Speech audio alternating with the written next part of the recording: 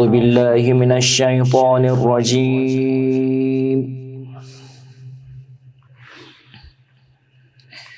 بسم الله الرحمن الرحيم.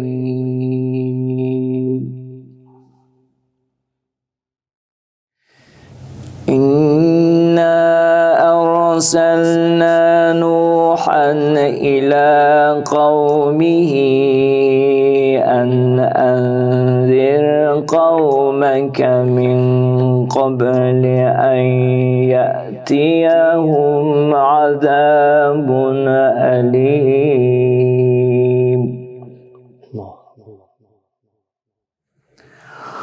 قال يا قوم إني لكم نذير مبين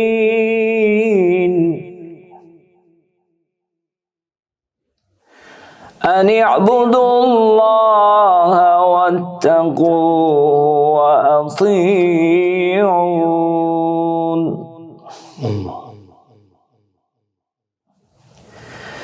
يغفر لكم من ذنوبكم ويؤخركم إلى أجل مسمى. الله الله الله. إن أجل الله إذا جاء لا يؤخر لو كنتم تعلمون. الله. قال رب إني دعوت قومي ليلا ونهارا فلم يزدهم دعائي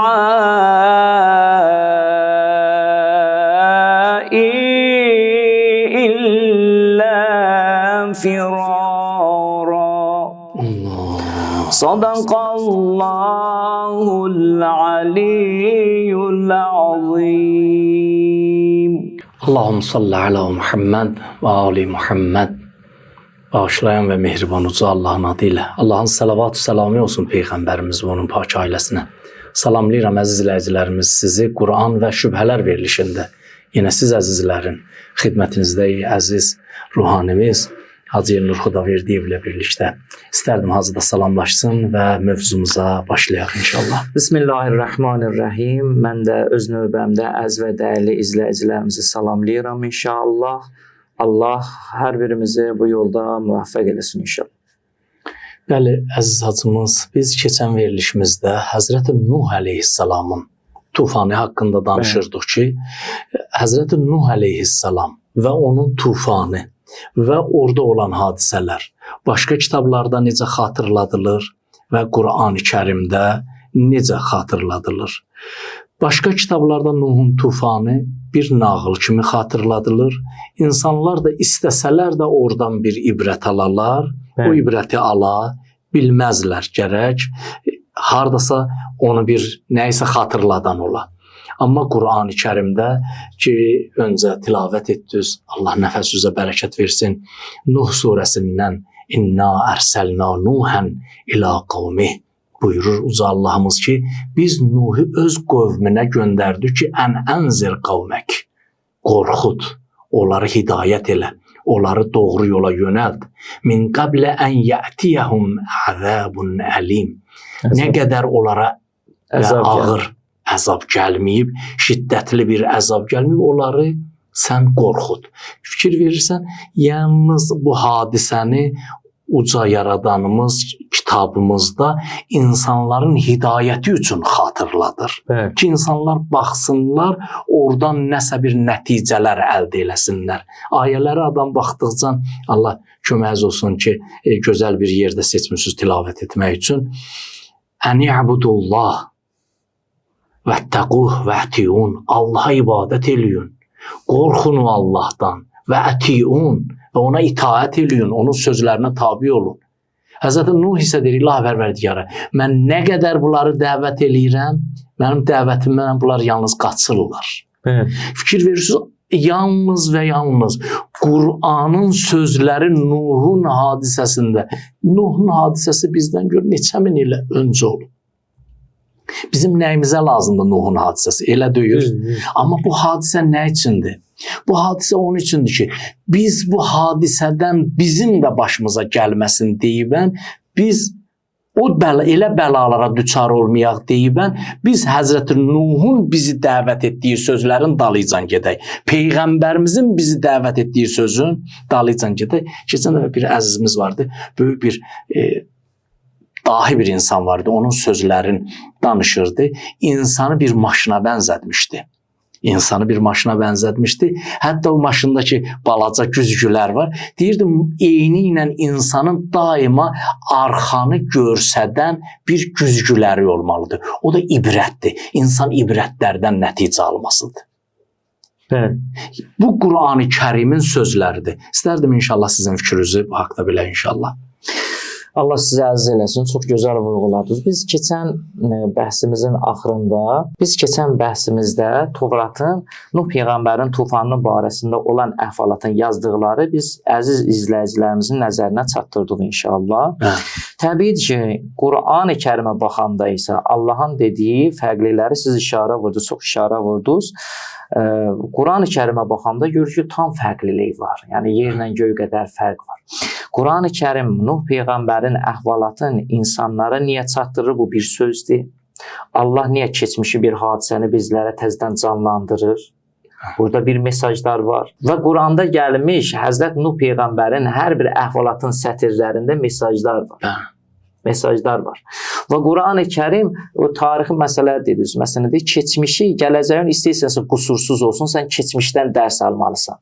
Keçmişi unutsun, heç bir zaman düzgün gələcək qura bilməzsən. Düzgün, gözəl, xoşbəxt gələcək yalnız keçmişdən ibrət almaqlıqla düzələ bilər. Qur'an-ı Kərim ona görə daimən peyğəmbər və peyğəmbərdən qabaqki ümmətlərin əhvalatını insanlara çatdırır ki, bax, peyğəmbəri dinləməyənlərin sonu nə ilə bitdi? Məni dinləməyənlərin sonu nə ilə bitdi? Peyğəmbər ki, bu insanlardan ötəri öz canını ortaya qoymuşdu. İnsanları necə məhəbbətlə onlara təbliğ eləyirdi, amma peyğəmbəri dinləmədilər. Sonu nə oldu? Peyğəmbər onlara deyirdi ki, siz üçün əzab gələcək, gəlin mənə qulaq asın, gəlin yaradanıza ibadət eləyin.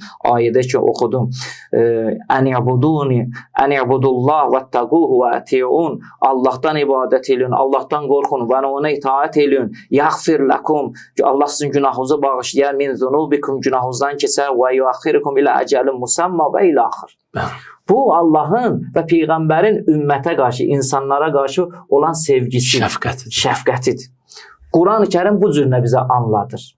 Amma biz Tövrətə, İncilə nəzər salsaq, onların danışdığı əhvalatlarda biz bu şəfqəti görürük. Əhvalatlar elə bilirsiniz ki, hacı, nəyinsə üstündən pərdə çəkir. Pərdə çəkir. Fikir vermişsiniz, bəzən də görsən məclisdə insanlar var ki, durub sual verirlər. Mən istərdim ki, bir oxşatma bir şey kimi təqdim edeyim. Sual verirlər. Görürsən ki, bu sualın içərisində cəmaata çatdırılmalı sözlər var. Bu sualı ona görə verib ki, insanlar həm özümüz moizə olaq və həm insanlara hər hansı bir məsələ çatdırılsın. Adam baxır sual verənə, görürsən ki, bunun məqsədi var, istəyir ki, insanlar moizə olunsun. Bəli. Bəzi adamlar da var ki, görür ki, molla indi başlayacaq söhbət eləməyə, ruhani başlayacaq söhbət eləməyə, bizi danlayacaq. Nə mənada danlayacaq? Niyə namaz qılmırsınız? Niyə yetimin malına diqqət eləmirsiniz? Niyə qonşunun haqqına diqqət eləmirsiniz? Elə bir sual verir ki, o sualla biraz danışsın, belə Fatihə versin, cəmaat dağılsın. Bu mənada ki, əsl məsələ ki, məqsəd insanların hidayəti üstünə pərdə çəkilsin.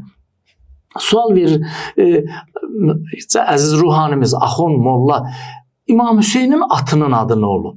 İmam Hüseyin əleyhissalamın atının adı ya Düldül olub, ya onun atının adı Zülcanah olub, ya onun atının adı hər nə olub. Bunun bizim həyatımızda təsiri nədir? Əsli məsələ odur ki, istəyirlər ki, o ibrət amiz şeylərin üstündən pərdə çəkərlər. Tövratda, İncildə Həzrəti Nuh əleyhissalamın hadisəsi belə qeyd olunur. Bəli. Siz ki demişdiniz, bir hissəsini də istərdim əziz izləyicilərimizə mən çatdıram.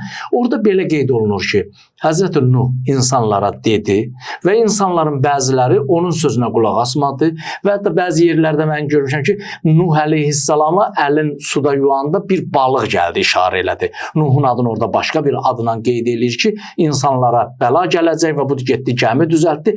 Əsl məsələ odur ki, bir cəfəngiyat düzəltsinlər, bir nağıl düzəltsinlər. Əsl məsələ pərdə altında qalsın. Evet. Tufan gəldi, bitkilər məhv oldu, quşlar, hətta göyün quşları məhv oldu, suyun balıqları belə məhv oldu, qutardı getdi. Tufanı bu cür xatırladır. Amma Quran isə elə formada ki, siz Qurani-Kərimin ayələrini tilavət etdiniz, çatdırmaq istəyir ki, öncəki kitabların danışdığı nağıllar əsli Nuhun tufanının üstünə pərdə çəkib. Oradan alınmalı ibrətləri gizlin saxlayıb. Evet.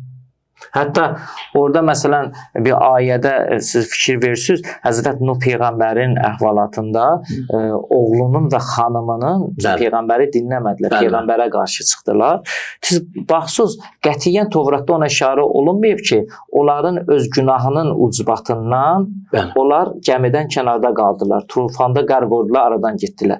Tövratda bu qeyd olunmayıb. Hətta Tövratın bəzi hissələrində yazıblar ki, Nuh peyğəmbərin ikinci xanımı var idi. O xanıma məhəbbəti vardı, bu xanımı sevmədiyinə görə bunu gəmiyə almadı. Amma Qurani-Kərim necə deyir? Həzrəti Nuh peyğəmbərin xanımı ilə Lut peyğəmbərin xanımı ki, peyğəmbər əmrinə tabe döyürdülər. Onlar üsyankar bir insanlar idilər. Qurani-Kərim onları o cür xatırladır ki, ayəsində də daraballahu məsələn lillezine kafaru imra'atan Nuhin ve imra'atan Lutin kanata tahta abdayn min ibadina salihayn fakhanatahuma falam yughniya anhuma min Allahi şey'a. Bəli. Misal vurur ki, iki peyğəmbərimizin xanımı, Həzrəti Nuhun xanımı ilə Həzrəti Lutun xanımı ki, bunlar bizim salih peyğəmbərimizin nəzarətində idilər, amma onlara qulaq asmırdılar. Bəli. Məsələ bu cürdür. Amma başqa kitablar, başqa o mənbəylər ayrı bir formada onu təqdim edirlər ki, güya bu xanımı çox istəyirmiş, o xanımı istəmədiyinə görə qoyub onu tufanın gözündə qalsın, boğulsun, geçsin. Maraqlı məsələlər buradadır ki, Qurani-Kərim istəyir Nuhun tufanından insanlar ibrət alsın. O ibrətlərdən biri budur. Sən kim olursan ol, kimin evladı olursan ol, əgər o uca məqsəd ki, peyğəmbər o məqsəddən ötürü gəlib, sən o məqsədə xidmət eləməsin, sən o peyğəmbərin ailəsi sayılmayacaqsan. Allah Quran-Kərimdə nə buyurur? Buyurur ki, innehu leysə min əhlik. O sənin ailöndəndir. İnnehu əməlun qeyru salih. Onun əməli əslində İslamı da birləşdirən nədir? İslamçılıq. Məsələn, İslam nədir? Qurani-Kərim nə deyir? Hücərət surəsində olmalıdır, səhv eləməsən. Allah Taala buyurur ki, innəməl müminin ixvətun, bəli. İman əhli sənin üçün yad da olsa, amma imanı varsa sənin qardaşındır. Hətta doğma qardaşından irəlidir. Bəli. Əgər doğma qardaşın Allahdan kənar bir yol gedirsə, amma yad bir adam iman əhlidirsə, o ondan doğma qardaşından sənə yaxındır. Bu birləşdirən nədir? İman. Burada da Allah Taala insanlara çatdırmaq istəyir ki, insanları birləşdirən imandır. Nuh peyğəmbərə də, Lut peyğəmbərə də həmçinin mesajlarından biri, cəmiyyətə də mesajlarından biri budur ki, Nuh, səni kim ki qəbul elədi, oğlun olsun, xanımın olsun, o sənin yanındadır. Oğlun olsun, övladın olsun, xanımın olsun. Əgər səni qəbul eləmədisə, deməli məni qəbul eləmədi. Məni qəbul eləmədisə, o artıq səndən acı bir ayəni istəyirəm oxuyam. Qurani-Kərimdə Əraf surəsinin 59-cu ayəsində uca yaradanımız belə buyurur. Laqad arsalna Nuhan ila qavmihi, deyir, biz göndərdik Həzrəti Nuhu öz qövmünə. Fəqalə ya qavmi ibudullah. Ey mənim qövmüm, ibadət eləyin Allaha. Mə ləkum min ilahin qayruh. O yaradandan başqa sizin yaradanınız yoxdur. Sizin Allahunuz, sizin ilahunuz o Allahdır. İnni əxafu aleykum azabə yevmin azim. Mən o əzim günün əzabından sizin üçün qorxuram. Burada qiyamətə işarə. Qiyamətə işarədir. Yəni bax Həzrəti Nuhun oğlu kimlərdən idi?